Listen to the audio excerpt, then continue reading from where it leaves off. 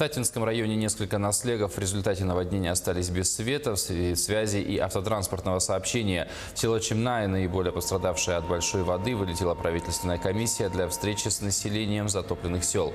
Людей в первую очередь беспокоят вопросы о материальной помощи, положенной в этом случае, и вопросы связи и восстановления дорог. Укрепление берега – один из животрепещущих вопросов. Ранее Чимная топила 3 раза в 1998, 2007 и 2008. По предложению населения комиссия приняла решение разработать проект по укреплению берега. Согласно положению постановления правительства республики за номером 297, которое работает с 1 января,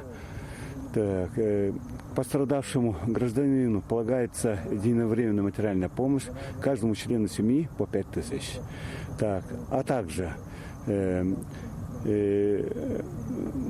есть возмещение за утерю имущества по 10 и 20 тысяч. 10 тысяч рублей на каждого члена семьи – это за частичное затопление, за частичную утерю имущества, и 20 тысяч рублей за полную утерю имущества.